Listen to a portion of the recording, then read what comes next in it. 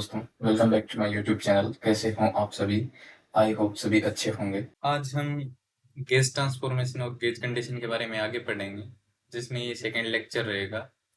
Gauge transformation के बारे में हम डिस्कस कर चुके हैं, जहाँ पे हमने इलेक्ट्रोमैग्नेटिक पोटेंशियल ए वेक्टर और फाई का ट्रांसफॉर्मेशन किया था। कैसे किया था?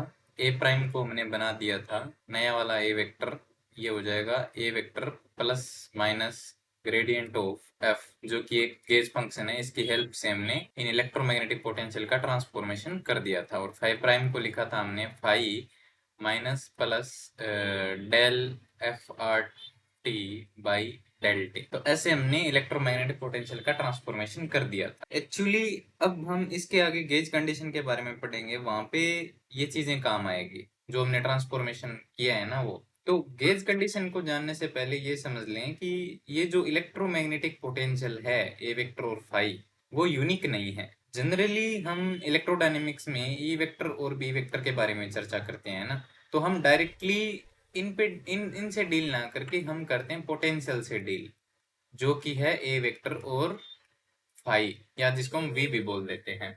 इसी से हम इलेक्ट्रिक फील्ड और मैग्नेटिक फील्ड जनरेट कर लेते हैं। मैग्नेटिक फील्ड कैसे आया था? Curl of A vector. और इलेक्ट्रिक फील्ड मिला था हमें minus gradient phi minus del a by del T. तो हम क्या करते हैं, डायरेक्ट पोटेंशियल से डील करते हैं और पोटेंशियल से इलेक्ट्रोमैग्नेटिक फील्ड बना लेते हैं। और अब बात आती है इन पोटेंशियल की यूनिकनेस की।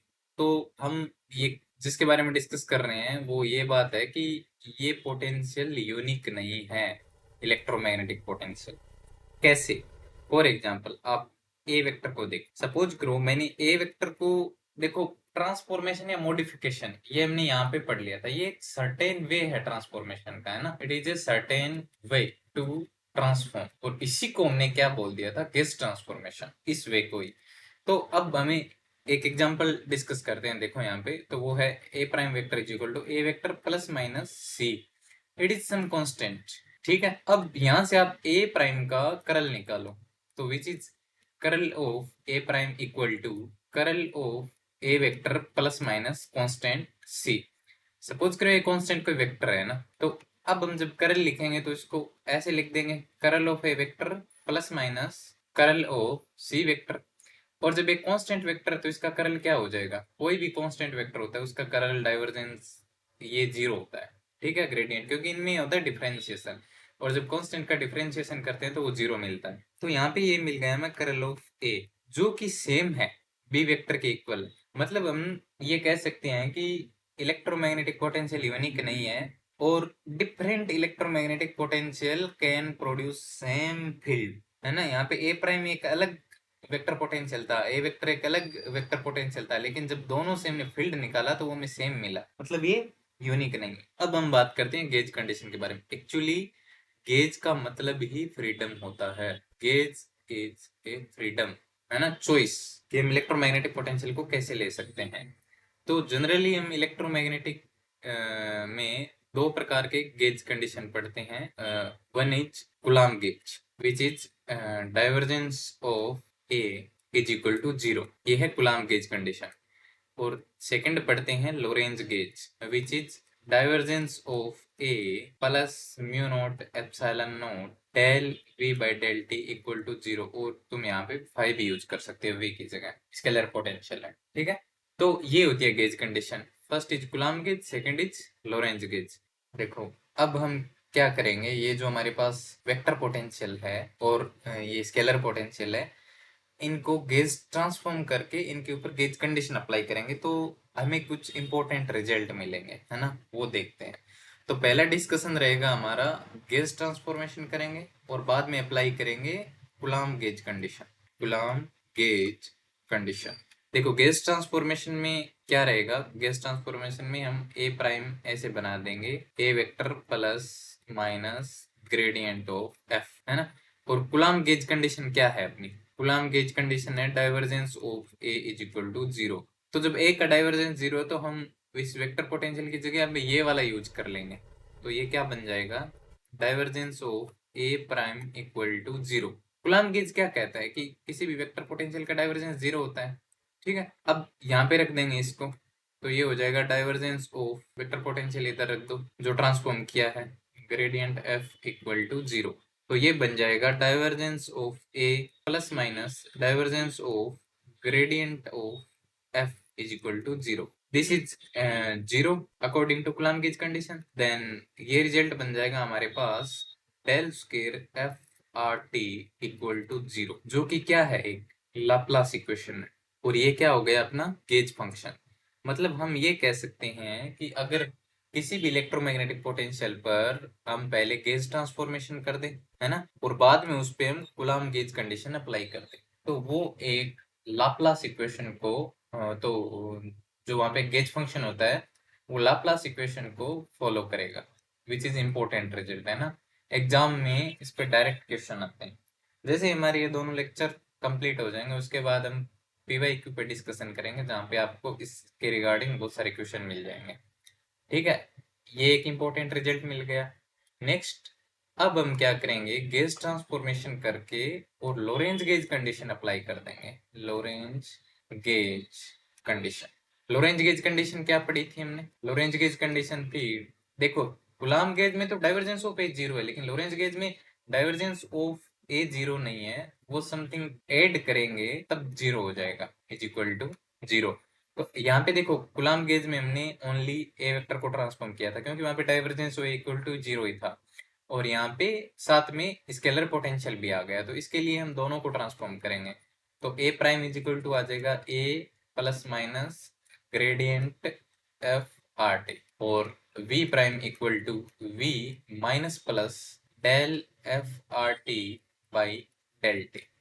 तो अब हम इनको इसके अंदर पुट करते हैं, मतलब ये जो नए वाले इलेक्ट्रोमैग्नेटिक पोटेंशियल मिले हैं इनके ऊपर गेज कंडीशन अप्लाई करते हैं। तो उसके लिए लिख दूंगा divergence of A prime plus mu note epsilon nought del v prime by del t equal to 0। अब यहाँ पे वैल्यू रख दो।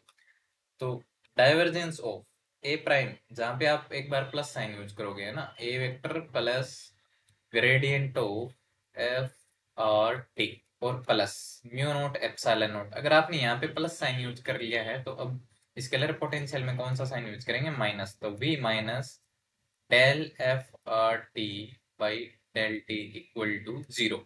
अब इसको सोल्व करें तो divergence of A plus divergence of gradient of f plus mu note epsilon nought del v by del t, और ये बन जाएगा minus mu note epsilon nought del two by del t two, और ये हो जाएगा f R T equal to 0। तो यहाँ पे एक चीज नोटिस करोगे तुम, यहाँ पे देखो divergence of A plus mu nought epsilon nought del v by del t, ये बन रही है हमारी लोरेंज गेज कंडीशन, और according to Lorenz gauge condition इसकी वैल्यू 0 हो जाएगी इन दोनों टर्म को जब ऐड कर देंगे, है ना, तो ये वैल्यू 0 दे देगा। अब रिमेनिंग टर्म क्या है हमारे पास, एक तो ये है ना, और सेकेंड इज दिस। तो इसको हम नेक्स्ट पेज पे लेते हैं।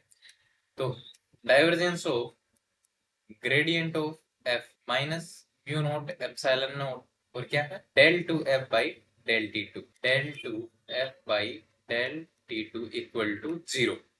तो ये बन जाएगा डेल स्क्वायर एफ, है ना, del square f minus mu nought epsilon nought del two f by del t two equal to 0। इसको हम ऐसे भी लिख सकते हैं del square f equal to mu nought epsilon nought del two f by del t two. तो ये क्या है, एक वेव इक्वेशन है ना।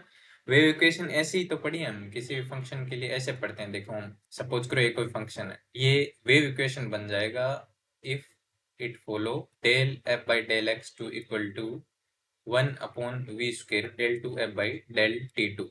ये हम पढ़ते हैं 1D में, है ना। जब इसी को हम 3D में लिख देंगे जिसमें एक्स वाई और जेड तीनों आ जाएंगे, तो ये बन जाएगा del square f equal to 1/v² del two f upon del t two. यहाँ पे म्यू नोट एप्सिलॉन नोट है तो हम इसको ऐसे लिख सकते हैं 1/c², because 1/c² equal to mu note epsilon nought होता है ना। c इक्वल टू हो गया 1/√, म्यू नोट एप्सिलॉन नोट, और जब v की बात आती है तो वो बन जाता है 1/√, म्यू एप्सिलॉन, ये ना, ये मीडियम के लिए हो जाते हैं और ये वैक्यूम के लिए। तो यहाँ पे ये बन जाएगा del two f by del t two del square f. तो ये भी एक इम्पोर्टेंट रिजल्ट है ना। देखो हमने यहाँ पे दो चीजें डिस्कशन की है। पहला, आप गेस ट्रांसफॉर्म करो, गैस ट्रांसफॉर्म करो और साथ में कूलाम्ब गेज कंडीशन अप्लाई कर दो, कूलाम्ब गेज कंडीशन। और सेकेंड इज गैस ट्रांसफॉर्मेशन करके इलेक्ट्रोमैग्नेटिक पोटेंशियल का और लोरेंज गेज कंडीशन अप्लाई कर दो, लोरेंज गेज कंडीशन। तो यहाँ पे जो हमारा स्केलर फंक्शन है जिसको हम गेज फंक्शन बोल रहे हैं, गेज फंक्शन, वो किसको फॉलो करेगा? Laplacian equation, del square f equal to 0। Similarly जब आप ये करोगे, गेज ट्रांसफॉर्म करके लोरेंज गेज कंडीशन अप्लाई करोगे, तो हमारा जो गेज फंक्शन है एफ आर टी, है ना, वो फॉलो करेगा वेव इक्वेशन को, follow wave equation which is del square f equal to mu naught epsilon naught del 2 f by del t2। बाकी आपको ये दोनों रिजल्ट इंपॉर्टेंट है, इनको याद रखना है ना, और साथ में गैस ट्रांसफॉर्मेशन वाले फॉर्मुलेशन को भी याद रखना। बाकी आपको लेक्चर नोट्स आगे स्लाइड में मिल जाएंगे, स्क्रीनशॉट ले लेना, और अगर कोई डाउट है तो कमेंट जरूर कीजिए, ठीक है। और नेक्स्ट लेक्चर में हम इन्हीं कंसेप्ट पे बेस्ड पीवाईक्यू करेंगे।